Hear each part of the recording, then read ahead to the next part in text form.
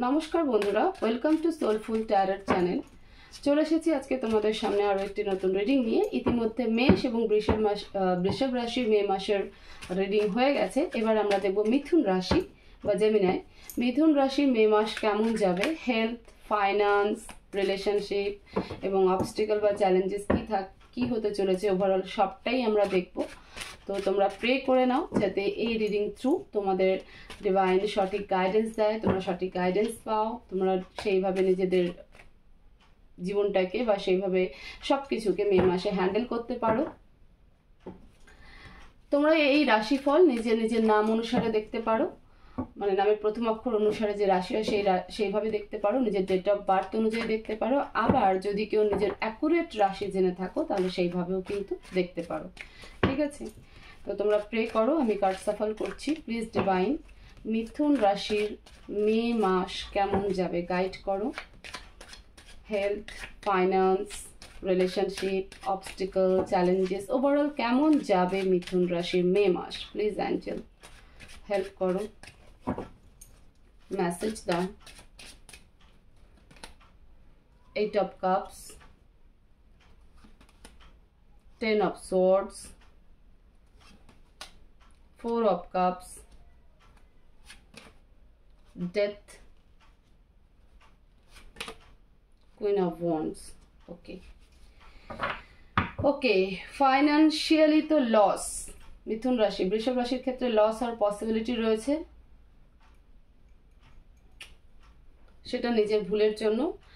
আর মিথুন রাশিতে যেটা দেখা যাচ্ছে ফাইন্যান্সিয়ালি, সেটা হলো যে ইমোশনালি কিন্তু ফাইন্যান্সিয়াল লস হবে। মানে ধরো যে তুমি কাউকে বিশ্বাস করে টাকা দেবে, ইমোশনালি পরে টাকা দেবে, যে সে হয়তো তোমার সামনে এমন কিছু সিচুয়েশন ক্রিয়েট করবে, এমন সিন ক্রিয়েট করবে বা এমন সিনারিও রাখবে যে তুমি ইমোশনাল হয়ে যাবে যে না থাক, আমি এই টাকাটা দিয়ে হেল্প করি, তাহলে তার উপকার হবে, ব্যাস টাকাটার কখনো ফেরত পাবে না।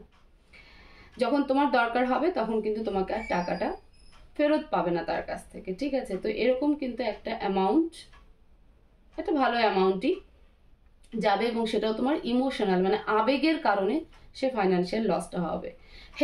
হেলথের দিকে অবশ্যই খেয়াল রাখো। হেলথে পিঠে ব্যথা হওয়ার একটা সম্ভাবনা রয়েছে, কোথাও চোট পাওয়ার সম্ভাবনা রয়েছে, এবং হতে পারে অনেকের অপারেশন হওয়ার কিন্তু একটা যোগ দেখা যাচ্ছে। তো অবশ্যই হেলথে একটু খেয়াল রেখো। খুব বেশি না হলেও ছোটো মোটো কিন্তু একটা অপারেশন, মাইনর একটা অপারেশনের মতন কিন্তু দেখা যাচ্ছে। তো তোমরা অবশ্যই মিথুন রাশি স্পেশালি হেলথের দিকে খেয়াল রেখো। রিলেশনশিপে ওভার থিঙ্কিং থাকবে, কি করবে না করবে কিছু বুঝতে পারবে না, ঠিক আছে? এবং তুমিও যেমন তোমার পার্টনারকে মিস করবে, তোমার পার্টনারও কিন্তু তোমাকে প্রচুর মিস করবে, বাট কমিউনিকেশন কিন্তু হবে না, ঠিক আছে? কমিউনিকেশন কিন্তু করবে না, মানে তোমাকে যদি ডিভাইন গাইডেন্স দেয় যে তুমি মেসেজ করো, তুমিও করবে না, তোমার পার্টনারকেও যদি মেসেজ দেয় তো তোমার পার্টনারও কিন্তু করবে না। বাট এখানে দেখা যাচ্ছে যে ডিভাইন কিন্তু গাইডেন্স দিচ্ছে, কমিউনিকেট করার জন্য কিন্তু গাইডেন্স দিচ্ছে, কিন্তু দিবে না। বাট তুমি নিজেকে হিল রাখবে। তুমি একটা সময় তোমার মে মাসে মনে হবে যে যা হওয়ার হয়ে গেছে, মানে এতটা খারাপ কিছুর পরে তুমি একটা পুরো চ্যাপ্টারকে কিন্তু ক্লোজ করে নিজেকে হিলের দিকে নিয়ে যাচ্ছ, নিজেকে হিলিং করছো, ঠিক আছে? অবস্টিকল এটাই থাকবে যে নিজেকে হিল করতে হবে এবং সেটা করতে তোমার অনেকটা সময় যাবে। অবস্টিকল কিন্তু এটাই থাকবে, ঠিক আছে? যে পুরো একটা চ্যাপ্টারকে শেষ তো করে তোমাকে হিল করতে লাগবে, বাট তুমি সেটা পারবে না, সেটা করতে তোমার প্রচণ্ড অসুবিধা হবে। কিন্তু মানে এন্ড অফ দ্য মে মাস শেষ হতে হতে নিজেকে কিন্তু অবশ্যই হিল করতে পারবে। আমরা ক্ল্যারিফাই করবো এই দুটো কার্ড কেন একটু। প্লিজ ডিভাইন, এখানে ডেথ কার্ড কেন? প্লিজ অ্যাঞ্জেল মেসেজ দাও, এখানে ডেথ কার্ড কেন? The hierophant, queen of swords, okay, queen of wands কার্ডকে ক্ল্যারিফাই করো প্লিজ অ্যাঞ্জেল, এখানে কুইন অফ ওয়ান্ডস কার্ড কেন?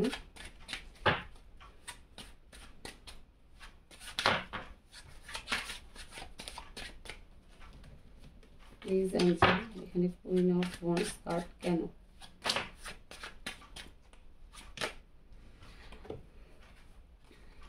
Ace of coins and 7 of Wands। দেখো ডেথ কোনো একটা চ্যাপ্টার শেষ হবে তোমাদের রিলেশনশিপে, সেটা হলো কোনো তৃতীয় ব্যক্তির কারণে। এবং হতে পারে যে তোমার হাজব্যান্ড ওয়াইফ যে হও না কেন, যদি তুমি ওয়াইফ হও তো তোমার হাজব্যান্ডের কারোর সাথে রিলেশনশিপ ছিল, তো সেই কারণে তুমি তোমার রিলেশনশিপকে শেষ করবে। আর তুমি যদি হাজব্যান্ড হও, তোমার ওয়াইফের কারোর সাথে রিলেশনশিপ ছিল, সেক্ষেত্রে এই রিলেশনশিপটা কিন্তু শেষ হবে। ঠিক আছে।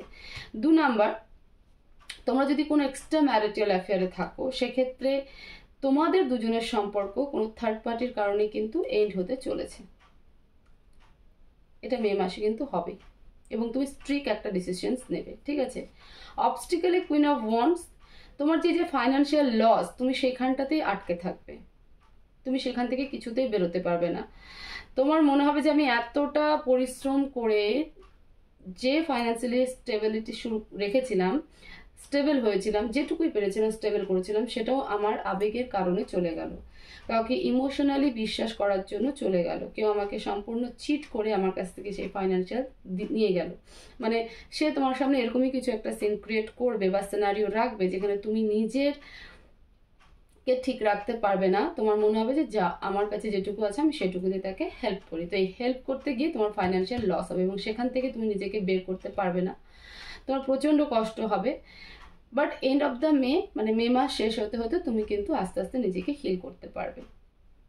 ঠিক আছে। তো এই হচ্ছে তোমাদের ফাইন্যান্সিয়ালি, হেলথ এবং হচ্ছে রিলেশনশিপের একটা চ্যাপ্টার কোথাও বলে গিয়ে তোমাদের কিন্তু শেষ হচ্ছে। ফাইন্যান্সিয়ালি তোমাদের লস হবে এবং হেলথও যে খুব একটা ভালো থাকবে আমি বলবো না যে বিশাল কিছু খারাপ থাকবে, বাট মাইনরলি একটা ছোটো মোটো অপারেশন হওয়ার কিন্তু একটা ব্যাপার আছে এবং টুকটাক মে মাস সারা মাস ধরে কিন্তু কম বেশি হেলথ কিন্তু খুব একটা সুস্থ থাকবে না। যখন মানুষ মেন্টালি উইক হয়ে পড়ে, মেন্টালি ডিসব্যালেন্স হয়ে পড়ে, তখন কিন্তু ফিজিক্যালি অসুস্থ হয়েই পড়ে, ইনলেস কিন্তু দেখা যায়।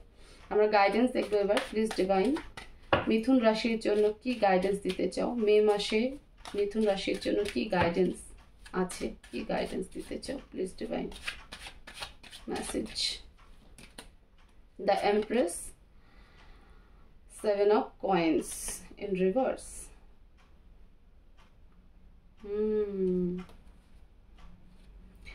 দেখো মিথুন রাশির জন্য গাইডেন্স হচ্ছে দ্য এমপ্রেস এসেছে এবং 7 of coins in reverse এসেছে।